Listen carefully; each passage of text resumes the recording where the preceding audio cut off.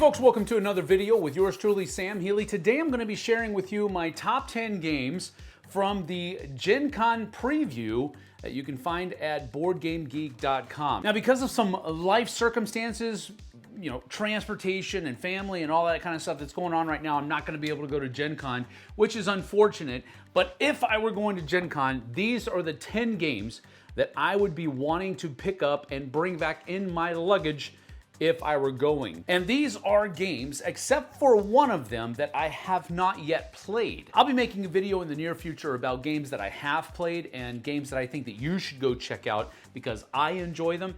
So we'll talk about that at a future date. But this one is all about games that I have not yet played, save one, and I haven't played that one in a very long time, and we'll get it out of the way pretty quick. But anyway, these are my 10 games that if I were going to Gen Con, these are the ones that I'd want to bring back with me.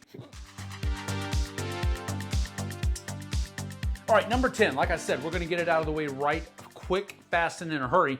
This is Cyclades, the Legendary Edition. Now, another reason that it's my number 10 is because this is a game that I had on my most anticipated list at the beginning of the year, I believe, when JT and I did them. And so it kind of has to be on here. But another reason why it's number 10 is because I think I can go ahead and just pick it up on Amazon. I did see it. It's just the retail edition. It's not the Kickstarter edition, which is a bummer. But you don't back it, you miss out on it. I get it. But I still want to give this one a try. I still want to get it on my table because I really enjoyed the original version, and I'm thinking I'm going to like this one too. But this one, number 10, is the Cyclades Legendary Edition. Number 9 is a game that is a re-implementation of Battle for Olympus and Tiku, I believe, or Taiku. And this is from Reiner Knizia. This one is called Ichor. Ichor. Now, the reason I picked, there were actually two, this one and Iliad. Iliad looks like it's a new game from Reiner Knizia, and that was interesting, but it looked a little boring, but just putting the little tiles on the board. This one looked a lot more interesting than Iliad did, so that's the main reason. It's a two-player game, so I think my wife and I will be able to get into this one. Pretty cool. She does like Reiner Knizia, and I enjoy most of his, well, a lot of his stuff as well. So I think this is going to be this would be a no-brainer, kind of like a slam dunk as far as games that my wife and I can play together. And it looks really good as well. It has a greatly high aesthetic quality to it. So I'm really looking forward to it. I would absolutely be trying to pick this one up if I were going to Gen Con. But that's my number 9, Ichor by Reiner Knizia. Number 8 was a no-brainer. We love Cascadia, and everybody in this area seems to love Cascadia. So when I saw that Cascadia Alpine Lakes is coming out, cool thing about this is that it seems like there's going to be some layering going on with the different things that are going on. It's a standalone follow-up is what it's called. And so I'm interested in it. I think that Cascadia is a great base game, and I think the expansion does a lot of good for it. So I'm interested to see what Randy Flynn has done with this layering aspect of the topography of the Alpine Lakes areas. I don't know, but it looks interesting, and we're Cascadia fans, so this is going to be one that I would absolutely want to bring back with me from Gen Con. So that is my number 8, Cascadia Alpine Lakes. My number 7 is another game that was on my most anticipated games, and this one's called Positano. This is from Slugfest Games. Don't know much about the designer, but I really like the aesthetics of this game, and I'm also liking some of the mechanisms, open drafting, bidding, and you're building up the hillside overlooking the ocean or something to that effect, but it has to do with Positano, Italy, I believe. And so I really like the aesthetics of this game where you're putting these a little three-dimensional buildings. I just really like the way this looks, and I like the idea of open drafting. It gives me kind of As far as how it looks, now I don't know how it plays because I haven't played it yet, but how it looks gives me a little bit of a Cities vibe from DeVere, and that's another game that I really enjoy as well. So I really think that this is going to be one that's going to hit well with our family. So I'm going to try to get this one, but it's my number 7, Positano. Number 6 is an expansion. I usually don't include expansions, but this one is a definite one that's coming back with me if I were going to Gen Con, and that is Xylotar Unhinged. We really enjoy Xylotar as a trick-taking game, and this one has added in some special cards that you can... Seems like it's going to be able to break the rules of the game, and then it's also adding in half-note cards, which is an interesting thing as well if you know how to play the game. We have talked about the game on the channel, and I'm sure it's been covered here on the Dice Tower as well, but this is a game that I've really enjoyed, and when I heard that it was going to get an expansion, I knew I was going to try to pick it up at some point, and if I were going to Gen Con, this would be coming back with me. But that's my number 6, Xylotar Unhinged.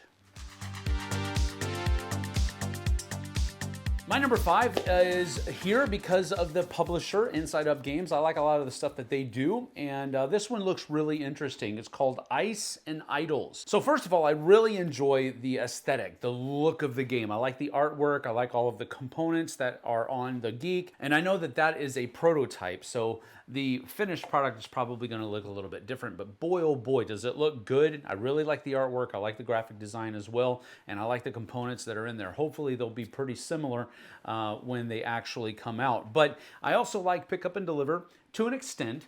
But I also like the modular board aspect of this game and how you can manipulate the board and kind of make it to where you're able to go in there and research all of these things. And so I really like the idea that this game has. I like the look of it. And so it popped on me. I'm going to go ahead and put it on number 5, Ice and Idols from Inside Up Games. My number 4 is a game that I've had my eye on ever since I started seeing some artwork for it on Facebook.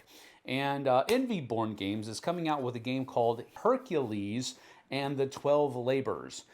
It's a solo game. Now, I usually wouldn't be putting solo games on my list, but Envy Born Games, I've liked a lot of the little small box games that they've come out with, so I'm interested to see how this works, and I really like the artwork of this game a lot. This is one that caught my attention, and I think it's going to be something that I would absolutely enjoy. I'm starting to warm up to solo games a little bit more. I have to kind of find new and inventive ways to get games played, and solo modes are really helping me out a lot. So this is a solo-only game, so I'm really interested in giving this one a whirl. This one's called Hercules and the 12 Labors from Envy Born Games.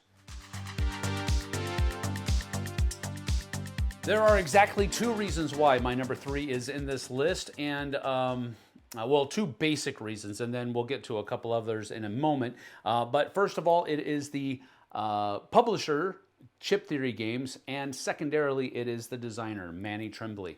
Manny Tremblay designed, well, one of the persons that designed Dice Throne, and this is called Wroth. Wroth has dice in there. It has some abilities in there. It looks like, and again, I never played it, don't know much about it, but it looks like it is a faction-driven game where you're fighting over control of this island, and the dice that you have are going to be able to give you different abilities for your faction and fire off different abilities. And then there's also other factions that are available.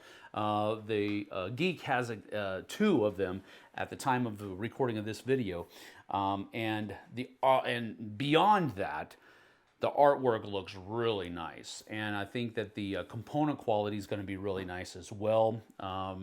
So this is one that I'm really actually kind of looking forward to. I've always had a soft place in my heart for Chip Theory Games. I think they do a great job on all of their games. I don't necessarily overly enjoy all of their games, but they're all great games, you know what I'm saying? So this is one that really kind of stuck out to me, and I think with that combination, Manny Tremblay is the designer and Chip Theory handling the publishing and the component quality, I think this is going to be a great little game. So it's my number 3, Wroth. My number 2 is a game that is very similar in as far as why it's on the list. I like the publisher, DV Games, and I like the designers because they designed one of my other favorite games called Bonsai, and this one's called Koi. And you know, there's tile placement in this one, and you're basically building a koi pond. I like that theme. There is Kohaku is another game that I really enjoy, and that's also about building a koi pond. But this one is DV Games, and it's from the same designers as Bonsai. I really enjoy Bonsai, so looking at the pictures and reading about it, it looks very similar, at least, in flavor and concept, I guess would be a way to put it, as Bonsai, and we really enjoy Bonsai. So this one went very high on my list just because it's by a good publisher that we enjoy, and the designers are designers of games that we already enjoy as well. So this one, number 2, Koi from DV Games. And finally, my number 1 is a Vincent Dutrait artwork. That is the number 1 reason why it's my number 1. But on top of that, it's also got a good publisher behind it, All Play, and this is called Vegas Strip. I like deduction, I like bluffing, and this game has those two things going on in it. So where you're trying to root out corruption is what the geek says. So I'm being completely honest with you. This would be one of the first games that I try to go get because it's got Vincent Dutrait's artwork in it. But I think I'm justified in that a little bit of crazy because of the production quality of it, and the publisher is going to be doing it. And All Play puts out pretty good games. And so I think I'm pretty safe on just buying this on artwork alone because who the company is that is making it. So there you have it. I think it's going to be a neat little game. It's definitely one that I'm going to enjoy aesthetically speaking because of the artist. It's my favorite artist. But that's my number 1. Now, a little bit later, I'll be coming back with games that I have played version of this GenCon preview list. And those will be games that I'm going to push you towards because they're games that I've played, games that I've enjoyed, and I think you might enjoy them as well, but we'll come back to that in a little bit later. Until then, thanks for joining me right here on the Dice Tower. We'll see you guys and gals on the flip side. Take care.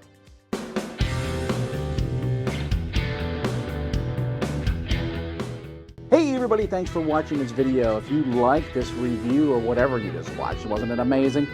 Check out our channel, Dice Tower. We have all kinds of things. We review games, we do top 10s, we play games live. It's all about board games, but especially the people who play them. Check out Dice Tower YouTube channel.